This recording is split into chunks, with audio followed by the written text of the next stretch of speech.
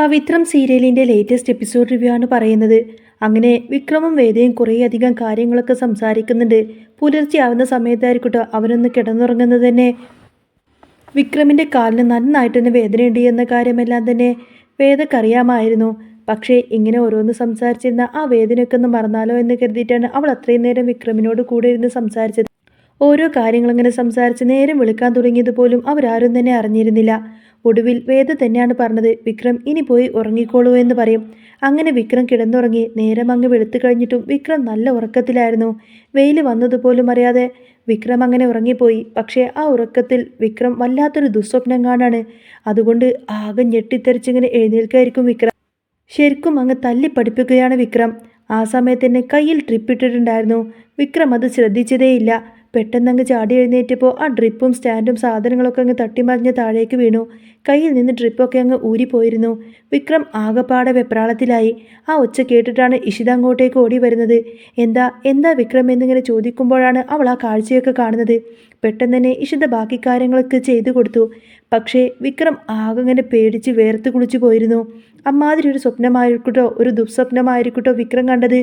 ഇതേ സമയത്താണ് വേദ ഫോണിൽ വിളിക്കുന്നത്. വിക്രം എഴുന്നേറ്റോ എന്ന് നോക്കാൻ വേണ്ടിയിട്ടായിരുന്നു വേദ വിളിച്ചത്. നേരം ഒരുപാടായിട്ടും വിക്രം വിളിക്കാത്തത് കൊണ്ട് തന്നെ വേദ ചോദിക്കുന്നുണ്ട്, വിക്രം എന്തു പറ്റിയെന്ന്. ഏയ് ഒന്നുമില്ല എന്ന് വിക്രം പറഞ്ഞുവെങ്കിലും അവൻ്റെ ശബ്ദത്തിലെ ഇടർച്ച കേട്ടിട്ട് വേദക്ക് മനസ്സിലായി. അല്ല, എന്തു പറ്റി? വിക്രമിൻ്റെ ശബ്ദം എന്താ വല്ലാതിരിക്കുന്നല്ലോ എന്ന് ചോദിച്ചു. അന്നേരം വിക്രം പറയുന്നുണ്ട്, അതെ വേദ, ഞാനൊരു ദുസ്വപ്നം കണ്ടു എന്ന് പറയും. എന്ത് സ്വപ്നമോ? എന്ത് സ്വപ്നമെന്ന് ചോദിച്ചപ്പോഴാണ് വിക്രം അത് പറഞ്ഞു കൊടുക്കുന്നത്. ഞാൻ ഉറക്കത്തിൽ അച്ഛനെ കണ്ടു. ഒരു മൈതാനത്ത് കുറേ ആൾക്കാർ അച്ഛനെ പിടിച്ചു കെട്ടിയിരിക്കുകയാണ്. എന്നിട്ട് ചുറ്റും നിന്നിട്ട് അച്ഛനെ കല്ലെറിയുന്നു. അച്ഛൻ അവിടെ കിടന്ന് നിലവിളിക്കുന്നുണ്ടായിരുന്നു. അത് കേട്ടപ്പോൾ വേദ പറഞ്ഞിട്ട്, കൊള്ളാം, ഇതാണോ ഇപ്പോൾ വിക്രം കണ്ട സ്വപ്നം? അച്ഛനെ ആരെങ്കിലും ഇങ്ങനെയൊക്കെ ചെയ്യോ? പക്ഷേ വിക്രത്തിനാകെ പേടിയായിരുന്നു. ആ വാസവൻ എന്നോടുള്ള ദേഷ്യത്തിന് എൻ്റെ അച്ഛനെ എന്തെങ്കിലും ചെയ്യുമോ എന്നായിരുന്നു വിക്രമിൻ്റെ പേടി. അന്നേരം ഇഷിത അവിടെ നിന്ന് ഉറക്കെ വിളിച്ചു പറഞ്ഞു, ദേ സ്വപ്നം കണ്ടിട്ട് ഇവൻ ആ ഡ്രിപ്പൊക്കെ വലിച്ചൂരി കുളമാക്കിയിട്ടിരിക്കുകയാണ്.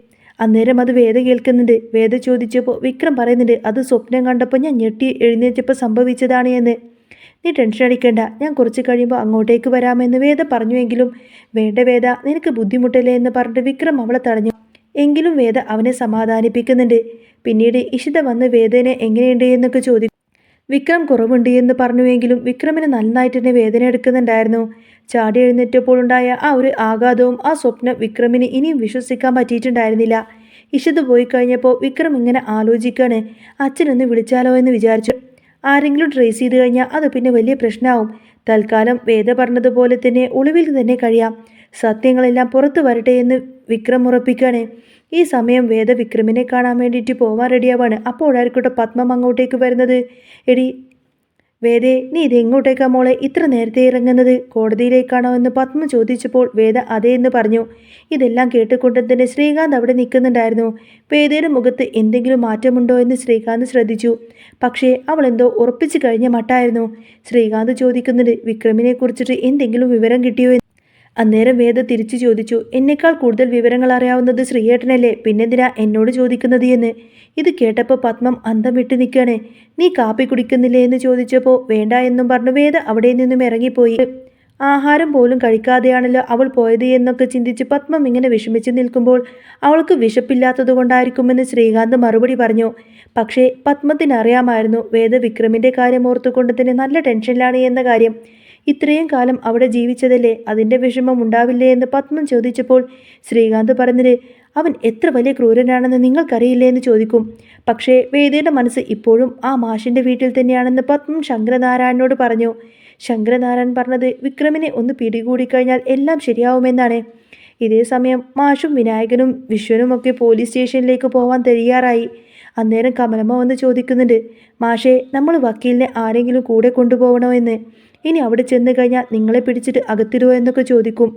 എടോ, ഞാൻ തെറ്റൊന്നും ചെയ്തിട്ടില്ലല്ലോ, പിന്നെ ഞാനെന്തിനു പേടിക്കണമെന്ന് മാഷ് പറഞ്ഞുവെങ്കിലും ആ SI സാബുവിനെ കുറിച്ച് ആലോചിക്കാൻ കമലമ്മയ്ക്ക് പേടിയായിരുന്നു. പക്ഷേ മാഷ് അവരെല്ലാവരും സമാധാനിപ്പിച്ചു കൊടുത്തിട്ട് സ്റ്റേഷനിലേക്ക് തിരിച്ചു. നന്ദിനി വിനായകനെ വിളിച്ച് പറഞ്ഞു, അവിടെ ചെന്നിട്ട് വല്ലതും കിട്ടാൻ ഏർപ്പാടുണ്ടെങ്കിൽ വിനായകൻ മാറി നിൽക്കണം കേട്ടോ എന്ന് പറയും. താൻ ഒന്നിനും പോകില്ല എന്ന് പറഞ്ഞ വിനായകൻ മാഷിനോടൊപ്പം തന്നെ നടന്നു. ഈ സമയം ശ്രീകാന്ത് ആ SI സാബുവിനെ ഫോണിൽ വിളിക്കുന്നുണ്ടായിരുന്നു. വിക്രത്തിൻ്റെ അച്ഛനെയും ചേട്ടനെയും ഒക്കെ വിളിച്ചിട്ടുണ്ട് എന്നും അവരോട് ഇപ്പോൾ തന്നെ ഇങ്ങോട്ടേക്ക് വരാൻ പറഞ്ഞിട്ട് എന്നും സാബു പറഞ്ഞു. അവന്മാരെ നല്ല പോലെ തന്നെ കൈകാര്യം ചെയ്തോ. വിക്രം എവിടെയുണ്ടെന്ന് അവർക്കറിയാമായിരിക്കുമെന്ന് ശ്രീകാന്ത് തറപ്പിച്ചും പറയാണ്. അതൊക്കെ ഞാൻ ഏറ്റു എന്ന് സാബു SI ഉറപ്പ് കൊടുത്തു. കുറച്ചു കഴിഞ്ഞപ്പോൾ മാഷും വിഷുവിനും വിനായകനൊക്കെ പോലീസ് സ്റ്റേഷനിലേക്ക് എത്തി. SI അവരെ അകത്തേക്ക് വിളിപ്പിച്ചു. വിക്രം ഇപ്പോൾ എവിടെയുണ്ട് എന്ന് സാബു ചോദിച്ചപ്പോൾ ഞങ്ങൾക്കതിനെ പറ്റിയിട്ടൊന്നും അറിയില്ല എന്ന് പറയാണ് സുധാകരൻ മാഷ്. ദേ വെറുതെ പച്ചക്കള്ളം പറയണ്ട, നിങ്ങൾ ഒളിപ്പിച്ചു വെച്ചിരിക്കുകയാണെന്ന് സാബു ആക്രോശിച്ചു. വിശ്വം അത് എതിർത്തപ്പോൾ സാബു അവൻ്റെ കോളറിനങ്ങ് കുത്തിപ്പിടിച്ചു. സാറേ, വിശ്വേട്ടൻ പറയുന്നത് സത്യമാണ് എന്ന് വിനായകൻ പറഞ്ഞപ്പോൾ എങ്കിൽ നീയാണോ അവനെ ഒളിപ്പിച്ചത് എന്ന് ചോദിച്ചു സാബു അവരെയൊക്കെ ഭീഷണിപ്പെടുത്തി. ഒടുവിൽ വിക്രമിനെ കുറിച്ച് പറയിപ്പിക്കാൻ വേണ്ടിയിട്ട് സാബു 3 പേരെയും തല്ലിച്ചതക്കാൻ തുടങ്ങി. മാഷിൻ്റെ കോളറിനൊക്കെ പിടിച്ച് ഇടിച്ചു. അതിനിടയിൽ തന്നെ കയറി വന്ന വിശ്വത്തിനെയും വിനായകനെയും ക്രൂരമായി തന്നെ തല്ലി. വിശ്വം വേദന കൊണ്ട് നിലവിളിക്കുമ്പോൾ ശബ്ദം പുറത്തു വരരുത് എന്ന് പറഞ്ഞ സാബു SI അവരെ വീണ്ടും തല്ലിച്ചതച്ചു. 3 പേർക്കും നല്ലതുപോലെ തന്നെ അടികിട്ടി. വിക്രത്തോടുള്ള ദേഷ്യം മൊത്തം ആ പാവങ്ങളുടെ മേത്ത് അയാൾ അങ്ങ് തീർത്തു കൊടുത്തു. ഒടുവിൽ അവരെ വിട്ടയച്ചപ്പോൾ എഴുന്നേറ്റ് നിൽക്കാൻ പോലും പറ്റാത്ത അവസ്ഥയിലായിരുന്നു അവർ 3 പേരും. ഇത്രയും കിട്ടിയിട്ടും ഇനിയും അവനെ കിട്ടിയില്ല എങ്കിൽ ഇതിലും വലുത് ഇനി വരുമെന്ന് സാബു SI അവരോട് പറഞ്ഞു. അങ്ങനെ ആകെ തളർന്നുകൊണ്ടായിരിക്കട്ടോ അവർ 3 പേരും വീട്ടിലേക്ക് കയറി വരുന്നത്. കമലമ്മക്ക് അത് കണ്ട് ആകെ ഞെട്ടിപ്പോയി. എന്താ മാഷേ എന്ന് ചോദിച്ചുവെങ്കിലും ഒന്നുമില്ല എന്ന് മാഷ് പറഞ്ഞു. ശ്രീജയും നന്ദിനിയും അവരുടെ പരുക്കുകൾ കണ്ടുകൊണ്ട് തന്നെ ആകെ പേടിച്ചു പോയി.